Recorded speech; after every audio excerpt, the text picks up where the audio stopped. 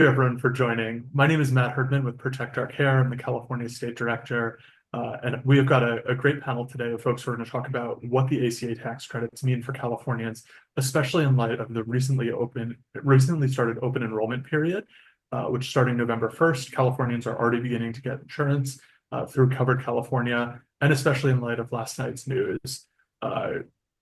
Over 2 million people get their health insurance through Covered California, and 1.7 million of them rely on the ACA tax credits. Every one of those folks is going to see a large rate hike because Republicans refuse to extend the ACA tax credits. Every single Democrat in Congress, including one of our guests, Zoe Lofgren, strongly supports extending the ACA tax credits, and nearly every Republican refuses to even consider extending them. We're in the middle of like a fast-moving situation in terms of how things are going to play out. But the thing that we do know is that Democrats are standing up to fight to lower people's health insurance rates, while Republicans refuse to even consider any effort to make sure that folks' premiums don't increase by an average of 97%. We're seeing folks who have to pay $400 more per month in health insurance. And that's just the average. For many folks, it's as much as seeing a $1,000 increase, or for a family of four, a $2,000 increase per month. There are very few California families that can afford even $500 a month extra, much less $2,000 a month extra, just to make sure that their family's able to get the care that they need. So we're going to be talking a little bit about what this means for folks in Representative Lofgren's district. And then we've also got Monica Lazo here with the Economic Security Project, who's going to talk a little bit about what this means for folks statewide. So with that, I'm going to introduce Congressman Lofgren, who's been an incredible healthcare advocate through her time in Congress. She's been there at every step of the fight to make sure that more folks have access to high quality, affordable healthcare than ever before. Right now in California, there are a smaller percentage of people uninsured than ever before in our nation's history, and that's in no small part due to folks like Representative Lofgren. Representative? Thank you very much, Matt. I chair the California Democratic delegation, and I'm proud to note that every single Democrat in California voted against the big ugly bill. Unfortunately, every Republican from the state voted for it. We failed to include in that bill the extension of tax credits for the Affordable Care Act. In addition to cutting the Medicaid program, drastically, as well as a $500 billion cut to the Medicare program. This has to be corrected. And that's what this fight has been about in Washington. I'm going back shortly, as is everyone else, for the House to consider what the Senate is working on. But it's important to note that although I disagree with the so-called deal that the senators reached, that's a strategy. That's not the substance. Every single Democrat in the House and Senate wants to extend the tax credits for the Affordable Care Act. Why does that matter? Huge increases in premiums are going to hit all across the United States, as well as in the state of California. I'll just give you an example. We did some number crunching in my district. A lot of people who are not yet eligible for Medicare go on the Affordable Care Act as kind of a bridge until they can get to the Medicare program. A couple earning between the two of them under $83,000 a year, which in the high cost Santa Clara County is not an expansive income, would see an increase of over $26,000 a year on premiums. That's the increase, not the whole amount. That's impossible to do. And so what we know will happen, unless we can extend these tax credits, is that lots of people will be choosing between rent, food, and health care, and a lot of people will end up uninsured and in big trouble. This is not necessary. We were all, at least I don't want to speak for everyone, I was surprised and unhappy at the President Trump's announcement that he was going to send $40 billion to Argentina. For why? Who knows? The extension of the tax credits would be $38 billion, less than what he's sending to Argentina. So let's invest in our own people.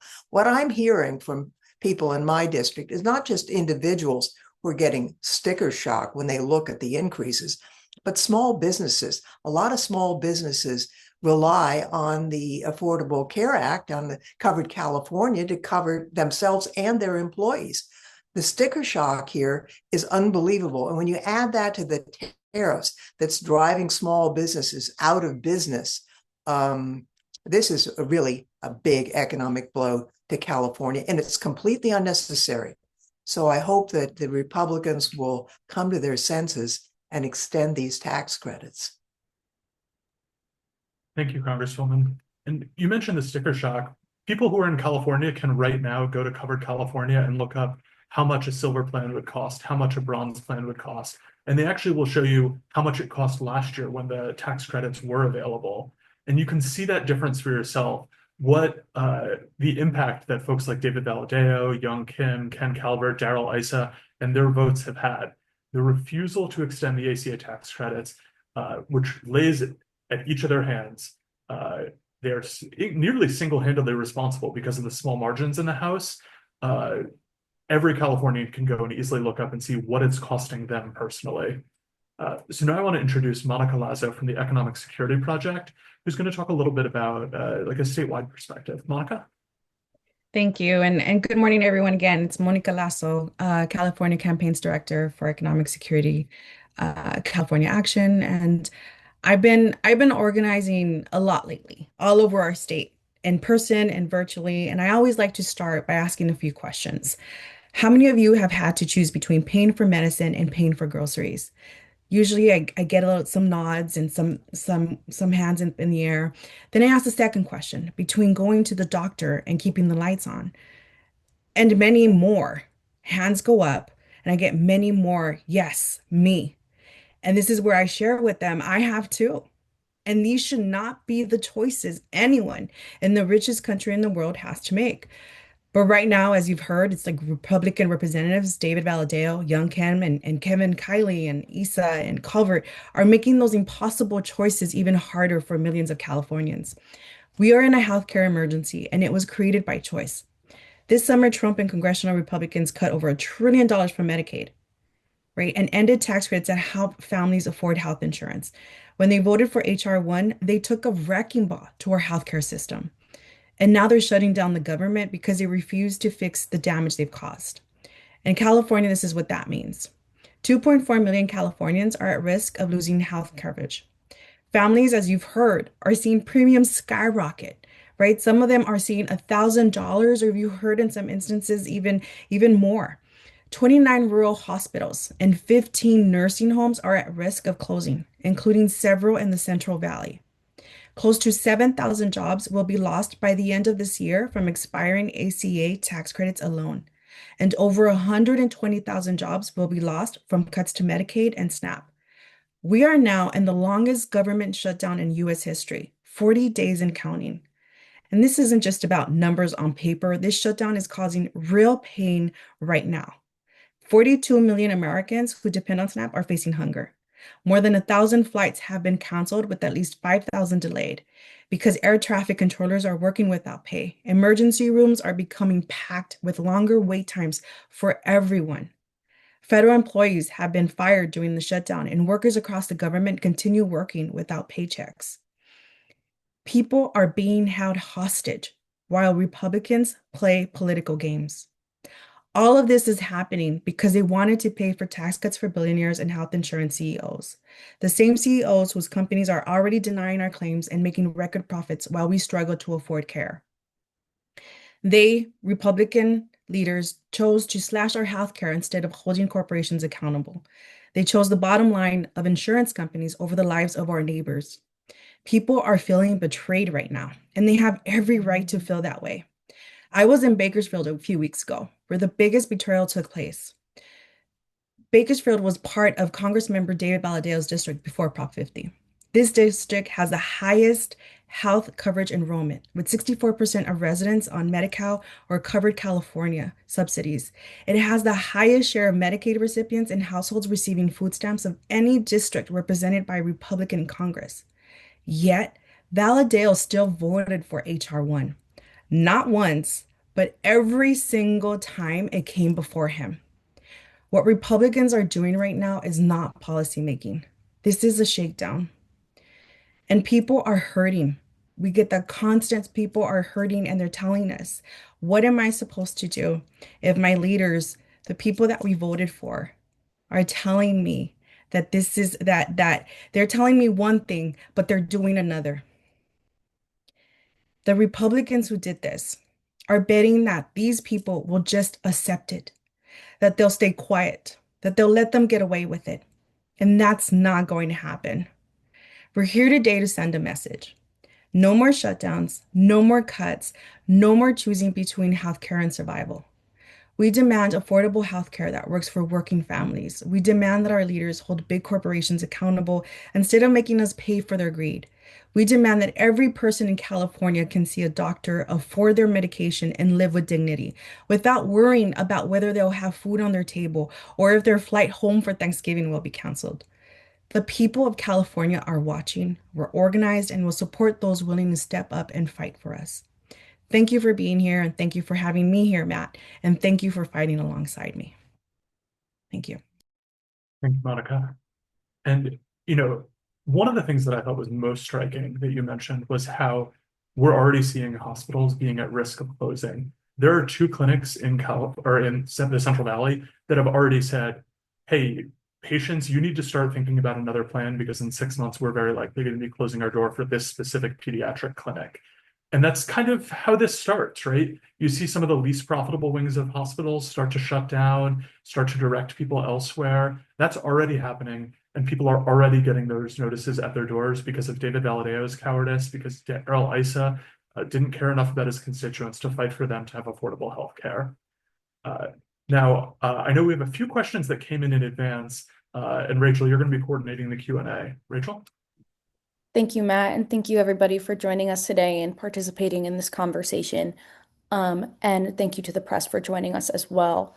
For those of you who have questions for our speakers today, we invite you to put those questions in the Q&A box at the bottom of your screen. If you have a question for a particular speaker, I invite you to note that in your question so we can direct it to them. And if you would be able to put your name and your outlet in the question as well, that would be excellent. Thank you. So for our first question that was submitted ahead of time, Congresswoman Lofgren, what do you hear from your constituents about healthcare premiums and affordability? Well, people are mad. They don't understand why this has happened. They know that it's a choice that the Republicans made, and they made that choice to give massive tax cuts to the wealthiest corporations and billionaires in the United States. It's not fair to people.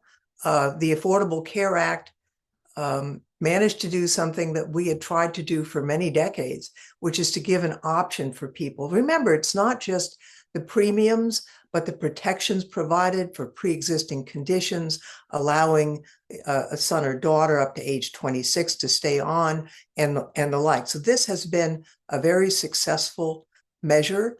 When I hear my colleagues complain about it, I just sort of wonder, are they in touch with reality? They don't have a plan. They say, well, there's a better plan. They've had a couple decades to come up with it. They don't have it. They're blowing smoke. They don't have anything. This is something concrete that helps families and businesses get health coverage, and they're about to explode it, really just for the benefit of a bunch of elites. It's outrageous, really. Thank you, Congresswoman. And next we have a question for Monica Lazo, and that is, what should Californians who are looking around for insurance plans during open enrollment consider? I think one of the biggest things that I'm hearing from CBOs are they're worried that people are going to get scammed, trying to look for a better bargain, right? Trying to do that. And so I think right now it's one of the things that we are telling folks is just like we have to continue looking. You have to figure out, work with. There's many navigators, right, that can help, and just make sure that you read everything. Right, there's something out there for folks, and I know people the easiest thing we want to say is always, I can't afford it. I'm gonna walk away, and then we're end up in the emergency room and in medical debt. I've been there. And we don't want, like, that was said earlier, it's like California for the longest time prided itself in having the lowest number of uninsured people in the state. And so we just want to make sure that people understand that, our leaders, just like we see people come up and they're fighting for us. It's just like, please hang in there, look, read the details, work with somebody that can help you, because we don't want people to get scammed right now. Every penny counts for them. So we're trying to make sure that these resources are available, right? And I think that's the best right now that we can do until we hear more. It's just like Matt said earlier, things are changing rapidly, but it's just like one of my biggest worries is that people will just say, that's it. I'm not getting covered. And that's going to be worse, because then we're going to have to backtrack, and we're going to have more people getting sick, and it's going to affect our economy. It does at the end of the day. Thank you, Monica. Now we have one more question today for Congresswoman Lofgren, and that is from Sarah Rubin at the Monterey County Weekly. You said you disagree with the senator's strategy announced last night. What is the alternative strategy you suggest, and are there any negotiations underway? What kind of timeline do you expect on the shutdown if Democrats continue to hold the line on ACA tax credits? Well, there's a lot of questions in that question. I think the senators didn't get anything. They got the promise for a vote in December. Well, I mean, open enrollment notices went out November 1st. They're probably not going to win that vote, but it takes both the House and Senate to act. And Speaker Johnson has not indicated that he's even willing to have a vote on the Affordable Care Act tax credits. So basically, they're asking us to vote to reaffirm the cuts in the big ugly bill, which I voted against in March, and to do nothing to assist with the tax credits. I don't think that's reasonable, and I don't plan to do it. So we'll see. I'm heading to Washington imminently, along with the rest of the House, and we will see. There's been no discussion, no negotiations at all between the Republican leadership in the House and the Democratic leadership in the House. It's our way or the highway.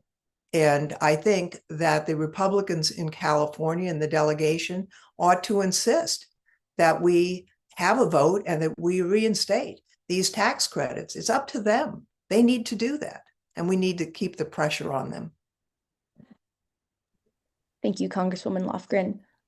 Those are all the questions we have for today, so I will turn it back to Matt. But if any of our reporters today have follow-up questions, I invite you to reach out to Matt after today's call. Thank you.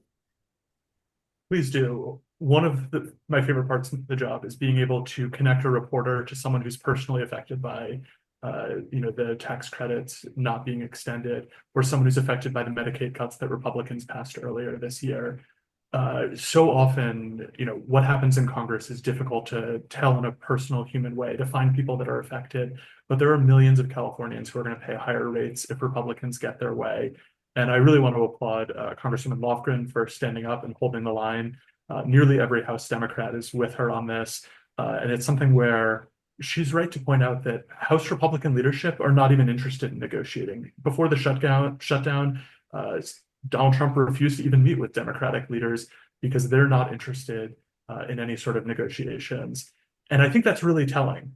When folks' premiums are increasing, it's because House Republicans have refused to even consider this. Senate Republicans have refused to even consider it. And they're the ones who are going to take the blame for this. And you can see from the polling that voters know this.